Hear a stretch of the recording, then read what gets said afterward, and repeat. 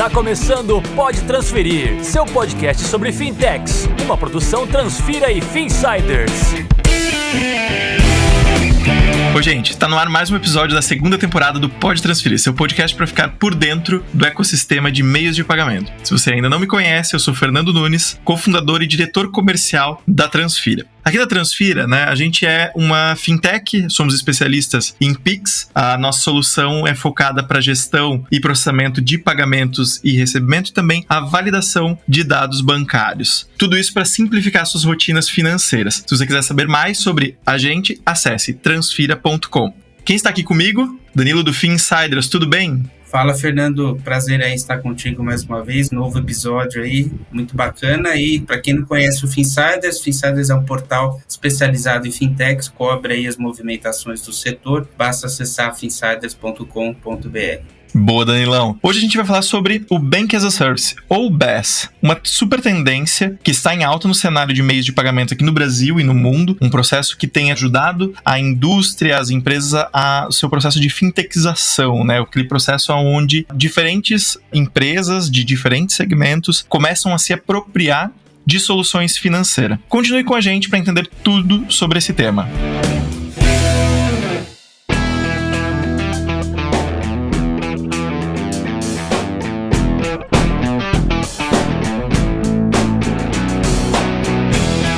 O crescimento do Bank as a Service segue uma tendência global no setor financeiro chamada de Embedded Finance, que nós abordamos no primeiro episódio dessa temporada. Se você não viu ainda, fica a dica aí para ouvir esse episódio sobre Embedded Finance. O pano de fundo do Bank as a Service é o Open Bank, que agora está evoluindo, na verdade, para Open Finance. De maneira geral, o Bank as a Service é um conjunto de tecnologias e de plataformas que tem o objetivo aí permitir que empresas de diferentes setores ofereçam produtos financeiros sem ser necessariamente um banco ou uma instituição financeira, na prática sem ter ali a licença que os players de Bank as a Service em muitos casos oferecem. No Brasil a gente tem um movimento bem grande aí de crescimento desses players que vêm oferecendo plataformas e infraestruturas tecnológicas e regulatórias de Banking as a Service e suas derivações aí, Credit as a Service e outros, que têm permitido aí empresas de diferentes setores construírem seus próprios bancos digitais. E para entender o cenário de evolução, nosso convidado de hoje é Pedro Begotti, Head de Novos Negócios do Banco ABC Brasil. Begotti, é uma super honra te receber aqui para trocar essa ideia, falar um pouco mais com o nosso público aqui no Pode Transferir. Fique super à vontade, seja bem-vindo. Por favor, se apresente aqui para quem nos acompanha. Obrigado, Fernando. Obrigado, Danilo. É uma honra participar aqui do podcast. Você falou bem,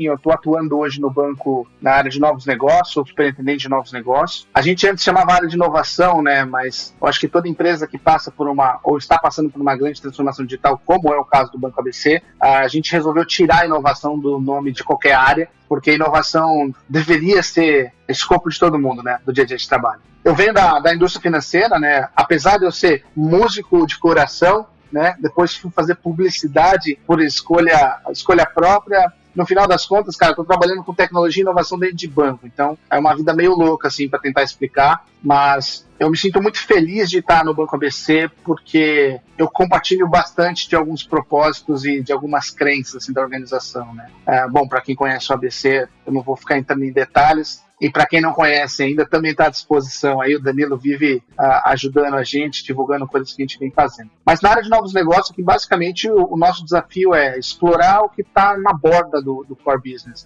Então, meu objetivo não é fazer inovação com conta corrente, Não pelo menos conta corrente como a gente conhece. Não, meu objetivo não é pegar e fazer aquela melhoria dos próximos 5, 10% de ganho, E sim descobrir novas linhas de receitas, mercados, produtos. O mercado está falando muito sobre tokenização de ativos, vamos fazer uma experimentação. Então, a nossa unidade de negócios lá, a superintendência, ela é basicamente uma fábrica, Ali dentro nós temos startups internas, e eu brinco com o nome startups internas, não é para me valer do benefício de ser startup, não. É porque realmente eles têm estruturas inteiras debaixo de um mesmo business owner, o CEO da startup interna, Então o cara tem um time de TI próprio, ele escolhe, ele monta, isso sem intervir na TI do banco como um todo, Então você tem novas tecnologias sendo utilizadas, você tem novos provedores de de software que eles usam no dia a dia, e o time é formado ao gosto deles, né? É formado à necessidade do projeto. Só que antes disso acontecer, hoje nós temos 3 grandes projetos lá, todos eles envolvem de alguma forma o nosso tema aqui, que a gente nem chama mais de Bank as a Service, graças a uma ajuda de um cara bem conhecido aí da galera. A gente agora usa Fintech as a Service. É um cara que ajudou a gente a moldar, um cara que tá nessa sala aqui, inclusive, né? Eu só usei aí o que eu vi de outros players aí, como jornalista independente, né?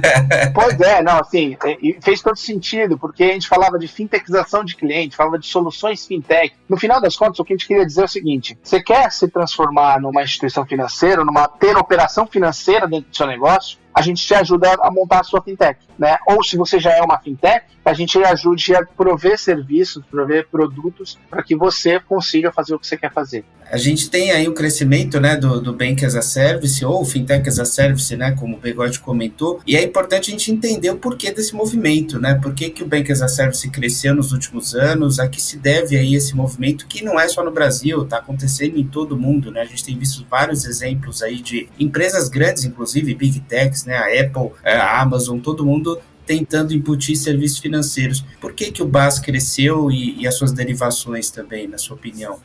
Cara, é engraçado porque a oportunidade sempre esteve na mão de todo mundo, né? Então, eu vou dar um exemplo aqui do que está acontecendo no mercado corporativo, que é o nosso mercado, né? De médias e grandes empresas, indústrias, comércio, etc. As pessoas, essas empresas, têm fluxo de negócio que passam na frente deles, né? Então, assim, toda empresa tem um fluxo de negócios decorrente da utilização do dinheiro, do salário dos seus funcionários. Então, assim, você pega uma organização aqui, uma grande empresa a que a gente atende, que tem 2.000, 5.000, 10.000 funcionários. Isso é um fluxo de dinheiro que a empresa não fazia nada com ele. E a gente está vendo muitos pedidos. O que mais chega aqui para a gente não é nem fintech. O que mais chega é empresas do mundo corporativo tradicional querendo montar uma operação de fintech para atender aquela sua cadeia de valor, né? Os seus funcionários, seus fornecedores, né? Os seus clientes finais. Então, eu acho que o boom do Bank as a Service, ele vem do reconhecimento de que tem muitos fluxos de negócio, fluxos de dinheiro, fluxo de necessidade, né? De compras, de prestação de serviço, que não eram atendidos ou não são bem atendidos. E é fato, né? Nós estamos num país que você tem um desafio de bancarização muito grande, né? Você tem uma concentração muito grande. Eu acho que recentemente, nós estamos falando aí de, sei lá,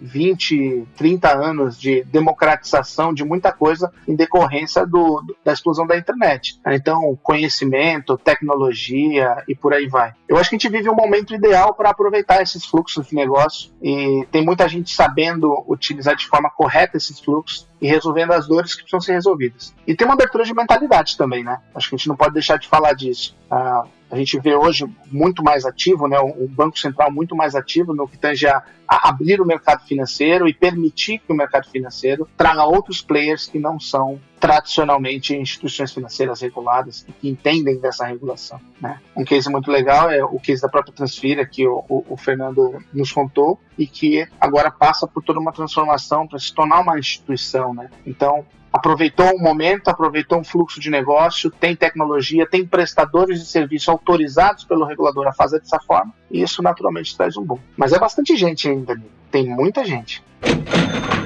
Aproveitando esse gancho, né, eu acho que é super natural quando a gente olha para a Transfira que a gente tenha passado por essa evolução, né? A gente nasceu como uma fintech, a gente usou, né, diferentes soluções no mercado, agregou esses serviços para entregar o valor que a gente precisava para o nosso cliente, pensando sempre que a gente quer ajudar o nosso cliente a ter agilidade e automação no processo financeiro dele. Para a gente é natural isso, né? E é comum que a gente chegue onde a gente está chegando aqui, como eu comentei antes, né, e o público para saber, que a nossa licença de IP está praticamente ali.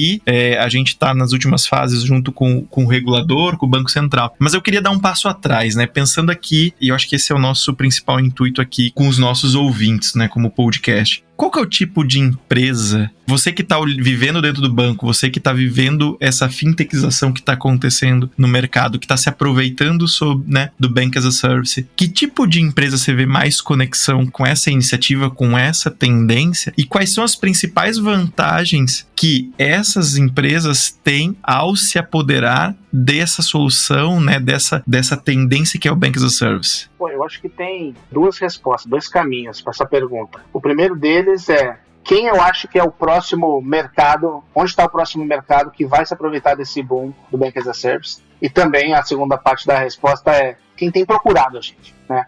Então, hoje quem tem procurado muito a gente são aquelas instituições que já atuam com o cliente final de uma forma digital, beleza? E que querem trazer serviços adicionais dentro do fluxo de negócio dele. Então o cara já tem um aplicativo que permite o consumidor final ou até o seu vendedor last mile ali fazer negócios com a mãe, empresa mãe, né? Sei lá, vamos pensar aí na distribuidor de alimentos, distribuidor de bebida, um vendedor que está indo lá no bar, no restaurante, ele está fazendo pedido para a indústria, para fazer os pedidos dos bares e tal. Esse cara tem necessidades financeiras, seja pessoais, né, do negócio dele ali, seja para formação de estoque, comprar mercadoria, abrir uma outra unidade, por aí vai. E aí eles estão precisando entregar essa experiência adicional. Essa é uma chegada que tem muito forte aqui, né? Assim, eu tenho fluxo, tenho relacionamento digital e agora eu quero botar um produto. É raro você ver um segmento que não tem nada de relacionamento digital com as suas pontas, seja fornecedor ou cliente, que quer começar do zero. Então, o que mais chega pra gente é o cara que já fez uma primeira onda, né, um primeiro horizonte de digitização, já aconteceu.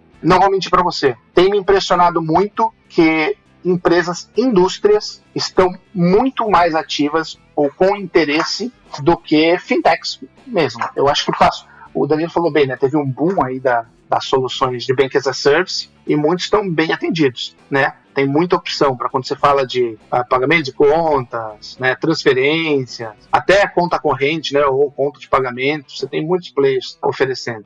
Mas a indústria tem me impressionado bastante, a quantidade de players da indústria que quer montar o seu próprio negócio de fintech, né? E eu acho que esse é o próximo grande mercado que vai explodir. É o mercado de empresas corporativas, indústrias querendo fazer um mini banco para os seus distribuidores, para os seus fornecedores, indo além de portal de antecipação de recebíveis, que a gente conhece vários. Eu acho que esse é o próximo grande boom que vai ter no Bank as a Service, sabe? E vai muito além desse básico, desse papai e mamãe aí do pagamento, boleto, emissão de boleto, TED, Pix. Tem muita coisa por vir.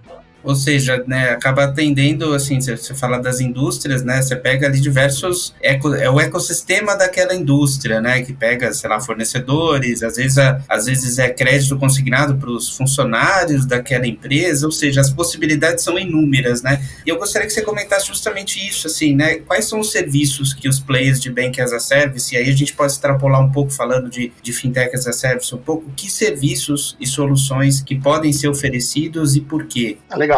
Essa é uma excelente pergunta, Danilo, porque está comoditizado já no mercado essas soluções que eu falei, né? Então, a fintech que tem uma conta, eles chamam de conta saco, né? Ou conta centralizadora, e ele faz ali TED, faz pagamento de boleto, pagamento de conta de consumo, tributos, tal. Comoditizou. O que eu vejo que é o próximo horizonte de serviços, a gente está mais focado em conta individualizada, tá? Então, a indústria não vem querendo fazer conta saco, né? Centralização do saldo das contas e tal. Eles vêm já querendo fazer individualizado. Esse é um desafio que nem todos os players, apesar de comoditizado o serviço de Bank as a Service, nem todo player que está atuando em Bank as a Service consegue fazer conta individualizada ainda. Esse é um pedido que vem já recorrente. E segundo, a parte de crédito. Crédito em nenhum lugar é fácil, no Brasil ainda mais. Né, especialmente quando a gente fala de crédito de varejo, que você tem que ser automatizado, tem que ser escalável, né, e muitas vezes você não tem aquele componente humano que a sua organização guarda como valor. A gente é um banco de atacado aqui. Então, no banco de atacado, você tem uma mesa que faz análise do crédito, né, eu tenho os comitês de crédito. As empresas entendem esse tempo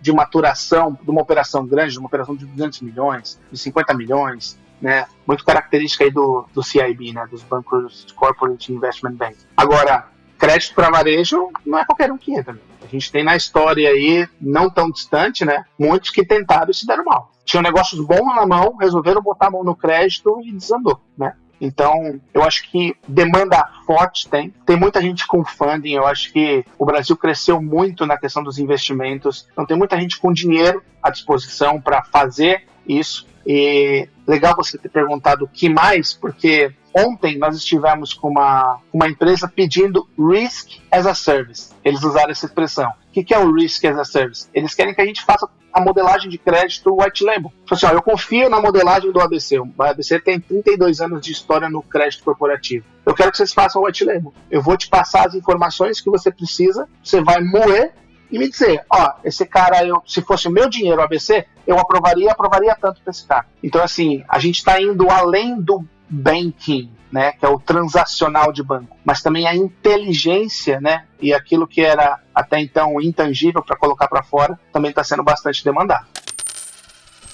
E, cara, até olhando aqui pelo lado do negócio Transfira, olhando pelo mercado, é natural esse movimento, né? Porque, cara, o mercado tá entendendo que fazer o bank é fácil, né? Você precisa de uma licença, você precisa de alguns procedimentos, mas é fácil. É tecnologia, né? Tecnologia, você tem pessoas, você tem especialistas, você faz as conexões, você consegue fazer. Agora, fazer o banking é que é difícil, né? Que é fazer o monitoramento. Cara, falando de coisa simples, né? Monitoramento, risco, compliance, regulatório, cumprimento de normas. E essa coisa que é muito conectada no regulatório, cara, isso toma tempo, isso toma gente especializada, toma uma inteligência que não é a tecnologia, não é uma coisa que você constrói hoje e que vai ser para toda a vida no teu negócio daquele modelo, né? Você vai só melhorar quando vier uma tecnologia nova, quando você precisar de um produto novo. Quando você tá falando de regulatório, quando você tá falando dessas outras coisas, cara, é gente botando a mão na massa, muitas vezes advogados, especialistas em negócio, cara,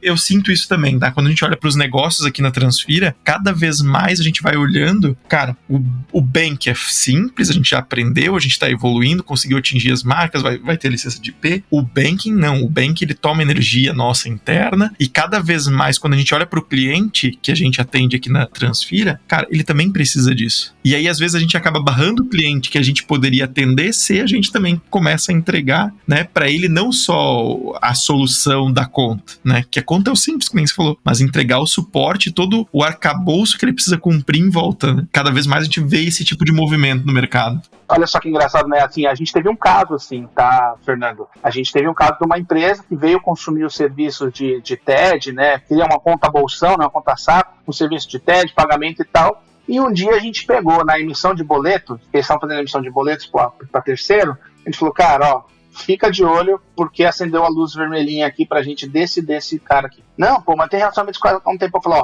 acendeu, os indícios são esse. Cara, não deu outro. 2 meses, pum. É um caso famoso, não vou citar, mas foi um caso que fez muita gente perder dinheiro. Por sorte, estávamos protegidos, porque quando a gente identificou o vermelhinho, falou assim, nós estamos te dando toque, mas para esses caras, a gente não faz mais. Se você mandar requisição para esse cara pela API, eu vou bloquear, eu não vou fazer. Então, assim, é isso que você falou. Não é o emitir boleto, não é o fazer conta, é conseguir levar de volta uma coisa que não é core da startup. As startups, cara, se precisar colocar gente para... O que é melhor colocar? Colocar 5 caras no jurídico da startup no compliance ou colocar 5 caras no dev team, né? Para construir as features que precisam ser construídas. Então é muito isso mesmo. A gente teve uma reunião na semana passada que a cara do diretor da empresa foi muito bem. Outra empresa do mundo corporativo, uma empresa de RP, e o cara falou, não, porque nós vamos entrar, ano que vem a gente vai entrar com o pedido da licença, vamos ser uma SCD. Eu falei, pra que você quer essa SCD? Você não tá no começo, você não vai experimentar para ver se dá certo? Eu falei, usa, cara, não precisa usar a gente, porque a gente tem lá a bancarização de CCB, né? A gente tem outras soluções. Não precisa, gente. Pode pegar qualquer outro player, né? Você tem aí K-Tech, você tem um monte de gente fazendo um trabalho legal. Experimenta primeiro. E veja se você quer só uma receita adicional ou se você quer virar banco. Se você quer virar instituição financeira, beleza, vai lá tirar a licença, beleza? Para você pegar todos os direitos que você pode ter. Mas também os deveres, as obrigações regulatórias. Agora, se você quer colocar mais uma linha de negócio para fazer receita, vai receber comissão de players que já estão atuando, fazendo isso muito bem. Não tem porque você reinventar a roda.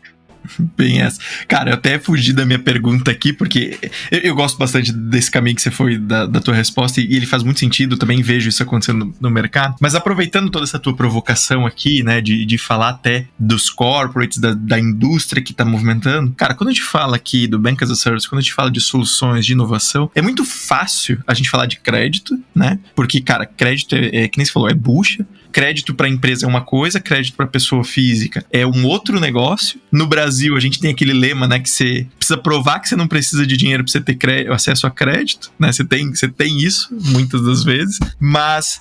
Cara, queria que você contasse pra gente um case que fugisse um pouco desse tradicional, desse papai com mamãe que nem se chamou ali. Cara, qual que é um case aí de indústria que passou por uma transformação com Bank as a Service ou com Fintech as a Service, como você quer chamar, que, sei lá, que foi vocês quiseram, ou que vocês olham, se inspiram. E eu queria que você contasse um desses cases que é mais diferente aqui pro pessoal que tá acompanhando a gente. Isso é uma boa pergunta. Gostei da provocação. Eu acho que, assim, a gente, sendo bem sincero, a gente não tem grandes cases, uma quantidade grande de cases para poder compartilhar, mas tem coisas que a gente observa, assim, tá? Então, eu vejo, não sei se vocês conhecem ali o pessoal do Bava Bank, Spinach Bank, é uma galera que faz parte de um grupo de investidores ali, está fazendo um trabalho legal que iniciou na indústria de bebida, iniciou ali com rede de distribuição de bebida, né? Vendo a necessidade dos vendedores last mile, né? Aquele exemplo lá do bar, do restaurante, eles perceberam a vantagem de criar uma ligação financeira desse ecossistema. Empresa de bebida, de cerveja, né? Que está se metendo com isso? Cara, puta sucesso. Aí os caras começam a integrar o Bank as a Service, que eu acho que esse é um caminho no mundo corporativo sem volta e que ainda está iniciando, está gateando, que é conectividade nativa do banco dentro do sistema de gestão da empresa, dentro do ERP, dentro do contas a pagar, do contas a receber. E bancos, vamos ser sinceros, né? Os bancos tradicionais, nós somos um banco tradicional em transformação também, os bancos tradicionais estão lá tentando colocar a API para funcionar, mas estão trocando arquivo que nada ia dar com pau, né? As vans ainda fazem muito dinheiro fazendo tradução de arquivo. Mas isso é uma coisa. Pedro, mas se você consumir uma API de um SAP, de um TOTUS, né, de um Oracle, não vai estar nativo? Não. Não é ter um PAB do banco dentro do... sabe, um PAB, uma aba do RP escrito banco e você entra lá no banco. Não. É lá no início do contas a pagar, quando o cara faz uma cotação, faz um pedido, aquele pedido gera uma nota fiscal, e aquela nota fiscal, né, tem uma inteligência, aí tem caras que têm antecipação de seus fornecedores, tem outros que não vão deixar antecipar aquela nota tem que ser paga no dia tal. A automação, por exemplo, do ingresso fiscal e contas a pagar, é algo que eu acho que é uma tendência inevitável, porque alguém tem que resolver essa dor, né? Hoje quem resolve essas dores de integração, de conciliação, são os vans, né? São os provedores, são os implementadores de ERP, né? A maior parte dos ERPs, eles não estão lá na ponta colocando o software para funcionar na empresa, né? Eles têm uma rede de implementadores, né? De revendedores do software. Então, esses caras que hoje estão resolvendo parte do problema, só que esses caras não entendem do financeiro, de fato, do banco, do jeito de ser banco. E, olha só a mudança radical que vai ser. Hoje, a maior parte dos bancos, pelo menos os bancos de PJ, fazem as suas análises de crédito baseadas em balanço, beleza? Quem faz análise de balanço de grandes empresas como a ABC está super tranquila porque são balanços auditados, né? Tem um formato específico das grandes consultorias. Mas se eu estou ligado direto no RP, eu estou vendo as vendas, os pedidos de compra e venda diário desse cara. Então eu tenho o balanço diário desse cara. É outra forma de enxergar o negócio. É outra forma de perceber a sazonalidade daquele business, né? Ou de perceber, por exemplo, que o nível de estocagem do cara, de estoque do cara está caindo. Ele não está conseguindo manter um nível de estoque suficiente para atender um grande período de vendas. Então eu acho que o Bank as a Service, no conceito que o Danilo falou, né, do Embedded Finance, né, dentro de uma aplicação diferente de banco, eu acho que esse é o que a gente está vendo agora para trabalhar. Esse é um interesse do ABC imediato. Nós estamos entrando no mundo da gestão empresarial mais do que no banking. Não sei se eu respondi a sua pergunta, Fernando, mas eu acho que o caso do Bava Banking ali, que une várias coisas, né? Bava Bank, Spinach Bank, une MC1, une aquela galera, eu acho que é um case bem legal e que mostra que a indústria vai virar banco, né? Assim como foi, sei lá, na última década, vamos contar 10 anos para trás, foi a transformação do comércio eletrônico, né? Acho que até antes disso, né? Acho que se a gente pegar a época lá do crediário, né? Ou do cartão das grandes lojas de varejo, já era isso. Ele já tinha uma linha de receita importante no crédito, tinha uma linha de receita importante. É só ver as últimas aquisições de Magalu, de Americanas e por aí vai. O crediário que voltou agora como Buy Now Pay Later, né? Voltou com a nova roupagem, né? Mas isso é um assunto para outro episódio, né? Um tema muito interessante, né? Mas você falou um ponto, Bigode, que eu achei interessante, que é essa questão dos RPs, né? E eu sinto que essa integração cada vez maior aí de banking e marketplace, a gente fez até inclusive um episódio aí, o pessoal pode acessar, um episódio sobre marketplace e banking, essas integrações, né?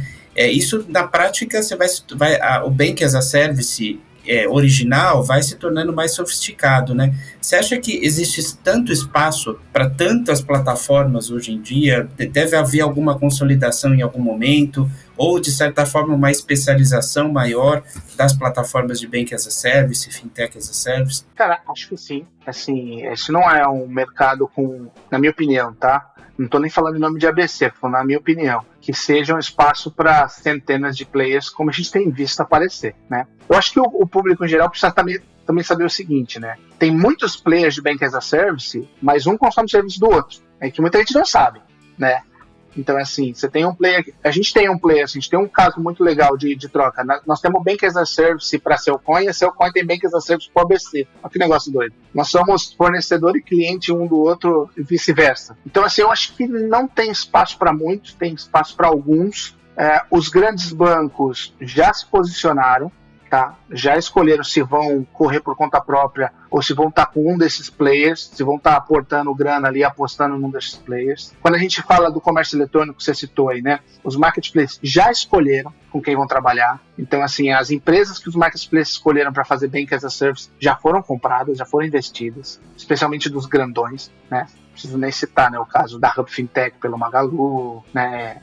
Teve a Bit Capital, acho que foi a Bit Capital lá pela AMI, né? Então, assim, eu acho que o mercado está um pouco setado, sabe? Existe espaço para você criar uma coisa nova hoje? Acho que existe. Especialmente quando você vê um momento não só de inovação, vontade de inovar, mas também nós sermos forçados. Você falou do Open Banking, Bank as a Service Open Banking. Acho que o Open Banking ainda não tá. Eu acho que ainda não tá no ponto de bala, né? Como diz o ditado. Mas a hora que ficar, tem novidade, assim.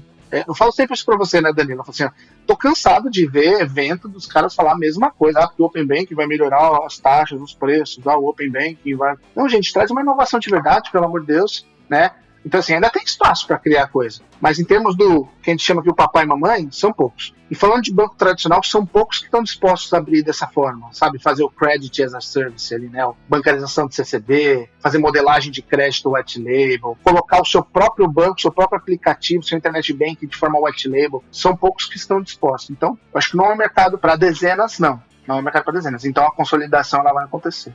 Há 4 anos, Danilo, eu estive foi com o pessoal, acho que do Pinheiro Neto, e a gente escutou o seguinte, falou assim, ó, advogados, preparem-se, vai vir um período de bastante consolidação, uns 4 anos, e foi o que a gente viu nos últimos 2 anos. Não sei se a pandemia também acelerou, né, esse processo de consolidação, alguns ficaram meio com mal das pernas, tal, e tinha muita coisa de material intelectual para aproveitar, mas essa consolidação está acontecendo, e ela está aumentando a velocidade. Mas enfim, né, quem sou eu? O brasileiro é o povo mais criativo do mundo, cara, assim, então sempre tem coisa nova para criar.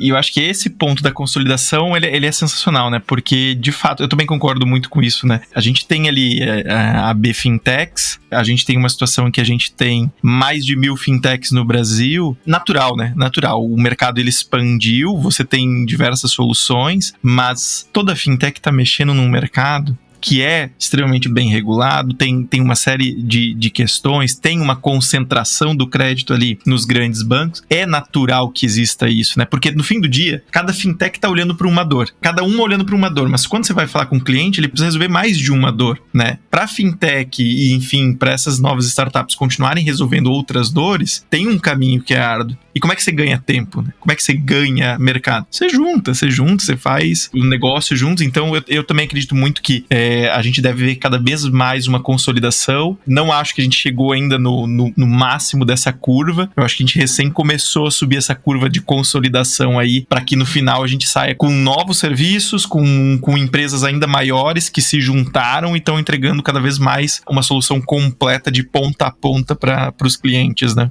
É isso. E, cara, você sabe que eu acho que ainda tem uma coisa que tá me incomodando, é que nos últimos, 2, 3 anos, as inovações não têm vindo das empresas. Não tem vindo de fintech, de banco. Tá vindo do regulador. Há quanto tempo nós estamos discutindo PIX, iniciação de pagamento, Open Bank, Open Data? Cara, assim, a primeira reunião que eu participei sobre esse assunto, de forma oficial, né, antes do ABC eu trabalhei por 11 anos no Banco do Brasil, a primeira reunião foi, em 2016, 2017. Então, tem pelo menos 3, 4 anos, o mercado vem falando de inovação a despeito da provocação do regulador. Então, acho que está faltando aquela fagulha da inovação que sempre teve das startups, que sempre teve dos próprios bancos. Isso ainda me incomoda, sabe? Eu acho que, concordo contigo, a consolidação ela não é para sobrepor, ela é para somar, né, ser complementar, cada vez mais complementar, mas no Open Banking mesmo, né? Você pegar os últimos movimentos que a gente viu, né? A compra do Guia Bolso pela PicPay, a da Olivia pelo Nubank. Então, assim, os caras estão preparando alguma coisa. Alguma coisa está vindo de legal aí, assim. Sou muito fã de Olivia, sou muito fã de Guia Bolso. Eles não são Open Banking as usual, né? Não são Open Banking regulatório. Eles fazem Open Banking de outra forma. Então, mexer nessa inovação, mexer nessas coisas que não são empurradas pelo regulador, eu acho que ainda está faltando um pouquinho mais. E isso vai estimular crescimento de novas empresas, surgimento de novas empresas e consolidação também, né? É surgimento e consolidação. E acho que está cada vez mais rápido. Cada vez mais rápido. Tem muita empresa que não está tendo tempo de maturar. A empresa que está com 2, 3 anos na rua está sendo comprada, está sendo complementada. Legal, Pedro. Sensacional. Todos esses pontos que a gente passou aqui. Danilo, você tem mais alguma pergunta, algum outro ponto que você queira passar? Sempre. Jornalista que não tem as perguntas, sempre tem as perguntas ainda. Eu tenho uma pergunta para a gente fechar, né? O Begotti falou num determinado momento sobre a questão das fintechs, ou empresas, na verdade, de outros setores, tirarem licença, por exemplo, a SCD ou qualquer outra licença regulatória, ou adotar uma plataforma de Bank as a Service, por exemplo. Qual é o trade-off entre esses momentos? Assim, construir dentro de casa, tirar licença, assumir todos os compromissos, todas as obrigações, ou contratar um prestador de serviço, um provedor de tecnologia e também da infraestrutura regulatória? Cara, a pergunta, na verdade, eu vou utilizar até o próprio conceito que nós temos aqui, Danilo. Tudo que é core business, eu construo. O que não é core business, eu estou experimentando e ainda não virou core business, está na borda ainda, eu consumo, né? Às vezes eu consumo e boto direto na prateleira com a marca do meu fornecedor, e às vezes eu pego, né, envelopo ali com a marca do ABC e põe na prateleira com o ABC. Então eu acho que o trade-off é esse. Isso que você está querendo fazer, a fintech está querendo formar, ela vai ser o core da organização? Então, para uma fintech, vai ser o core, né? Então eu acho que nesse caso, a gente já sabe desde o início que esse cara está começando com a gente porque ele quer ir para a rua. Mas em algum momento ele vai ter a licença dele, em algum momento ele vai poder fazer por conta própria. Então a gente já sabe disso. Mas quando você pega o mundo corporativo, por exemplo, que a gente estava citando das indústrias, aí, cara, tem muita gente que a gente está conversando que o cara não está preocupado em fazer linha de receita. Ele falou, não, cara, sabe o que eu vou fazer? Essa comissão que você vai me pagar, tipo uma comissão de correspondente bancário, eu vou devolver para o ecossistema. Eu vou devolver com valor para o ecossistema. Então eu vou devolver, sei lá, com curso de treinamento para a galera, eu vou devolver como um cashback, como se fosse um abatimento na taxa de juros da operação, e por aí vai. Então, eu acho que a pergunta que a empresa tem que se fazer é essa. Fala assim, é meu core business? Legal, é meu core business. Então, eu vou começar aqui, porque eu tô pequeno, né? Eu vou começar e vou utilizar esse serviço. Putz, o seu core business é o quê? É uma fintech de investimentos? Pô, você ter serviço de transferência, de pagamento, que o cara tá circulando dinheiro, não é o core. O core é você fazer o cara pegar o dinheiro e investir, né? Comprar os papéis que você está colocando na disposição dele. Então é isso. Agora, não é o seu core business, ou você está só experimentando, cara, consome de terceiro. Consome de quem já está fazendo direito, entendeu? Já sabe fazer. Então eu acho que o trade-off é um pouco disso, sabe? Porque tem diferença, né? Você fica com o dinheiro, com a rentabilidade toda para você, mas você também tem que investir e desenvolver, né? Você vai ter que montar um time de TI, vai ter que montar um time do regulatório, do compliance, etc e tal. Apesar que ainda tem como serviço, tudo isso tem como serviço, né? Mesmo o compliance de banco tem como serviço. O outro, não. O outro você não tem grandes custos de desenvolvimento, você não carrega o regulatório, você não tem que ficar prestando conta para regulador ou fazendo reporte e tal. Mas, por outro lado, a sua receita é uma comissão. Não é a receita toda que era possível. É um pedaço daquela receita. Então, acho que o trade-off está aí. De você decidir qual é o momento de virar core.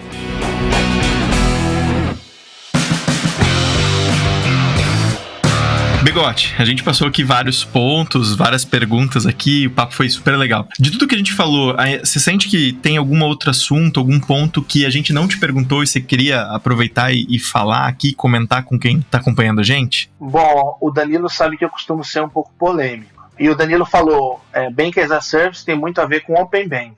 E eu gostaria de dizer o seguinte, Open Banking não é Pix. Pix pegou, porque era bom para todo mundo. Era mais barato para os bancos, era bom para o regulador, era bom para as pessoas, né? Pô, dinheiro 24/7, maravilha, delícia. Pegou, os números estão comprovando isso. Open Banking, não sei se vocês estão acompanhando as implementações de como está agora. Tá legal. A experiência não tá boa. Hoje é muito mais fácil eu entrar no aplicativo, sei lá, do Itaú e transferir aqui pro ABC do que eu iniciar um pagamento pelo ABC para debitar o Itaú. Só o processo de consentimento, só o processo aí que envolve justamente o compliance, né, do regulatório do LGPD, do fluxo de consentimento e tal, é mais difícil do que eu abrir o outro aplicativo e fazer a transferência para cá. Então acho que tem pontos de melhoria ainda no Open Banking para que ele nos habilite como plataforma a ser um outro salto gigantesco para o futuro da indústria financeira, para o Open Finance como um todo. Esse é o ponto de polêmica que eu deixei aberto para um aprofundamento Eu tenho os meus achismos de por que foi feito dessa forma, porque ainda está muito ruim a experiência, mas é óbvio, né? Você tem ali o caso da Olivia com o Nubank, o caso do Guia Bolsa com o PicPay, a galera já entendeu. E pessoas críticas, né? Eu acho que o Nubank é historicamente crítico a forma como o Open Banking foi construído. Não estou desmerecendo a galera que trabalhou no Open Banking, muito pelo contrário, vários amigos participam da estrutura do Open Banking Brasil, participam dos fóruns na Febraban. Eu acho que todo mundo está preocupado em fazer o melhor trabalho possível. Só que ainda está muito complexo, ainda está com uma experiência muito ruim. E, gente, se está difícil para quem trabalha em banco e conhece os fluxos do sistema financeiro, imagina para o povão. Cara, deixa eu aproveitar aqui e estender um pouco a tua polêmica, então. Duas coisas. O Pix é um produto, né? Ele é a ferramenta em si, ele substitui o que a gente já tinha. O Open Banking, na minha visão, ele é a caixa de ferramentas.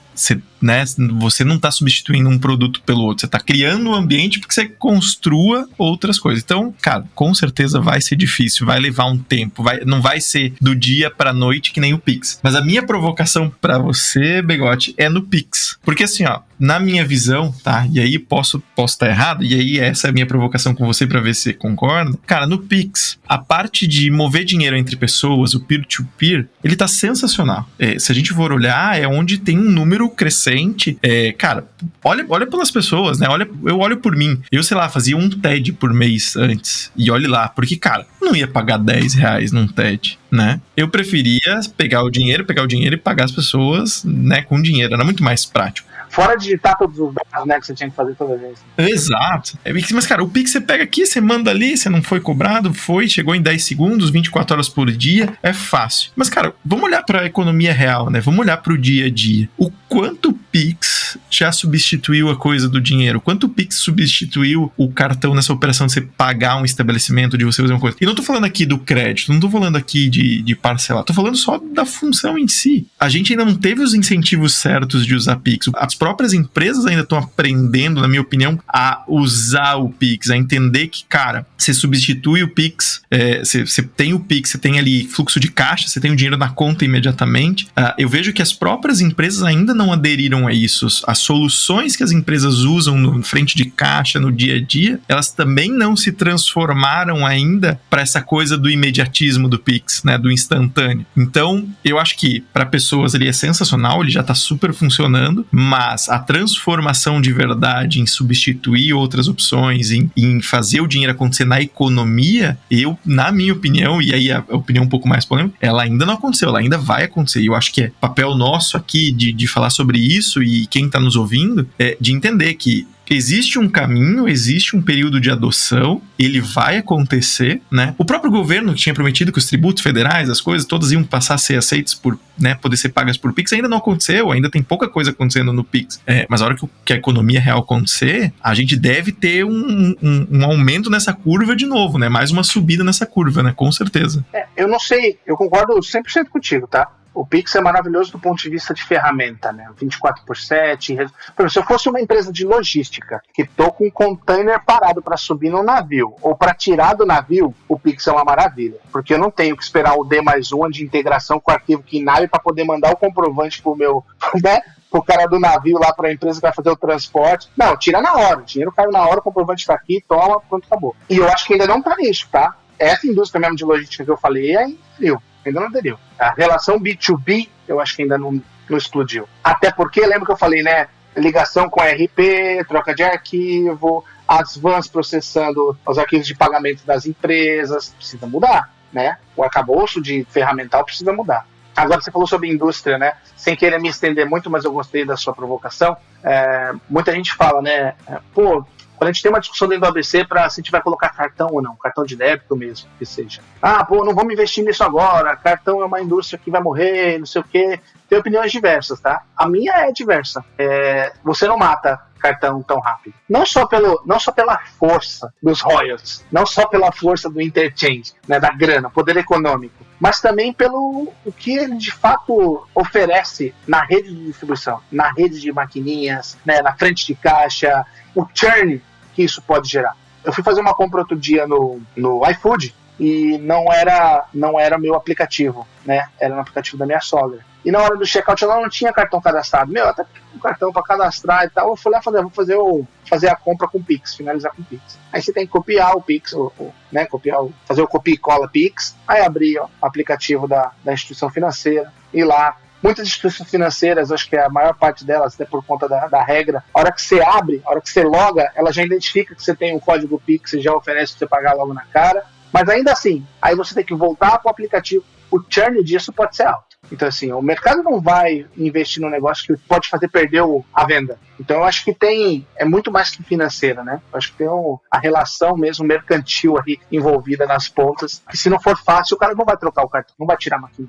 Cara, sensacional, velho. Sensacional. Foi muito bom o papo com você. Queria te agradecer. A conversa foi, cara, muito boa. Acredito que eu aprendi muito, Danilo, e eu espero muito que o nosso público aqui também, né, possa beber muito desses insights que a gente trocou aqui. Tô super feliz de ter você aqui. Cara, então, momento final pra você se despedir de quem tá acompanhando a gente aqui. Como é que a galera que tá acompanhando pode entrar em contato com você? Seu LinkedIn, como é que a galera te acha? Cara, seu momento aí se despedir. Legal, obrigado mais uma vez, Danilo e Fernando. Foi uma honra participar. Eu sempre falo pro Danilo, vamos fazer mais uma, porque dá vontade de continuar a conversa, né, Fernando?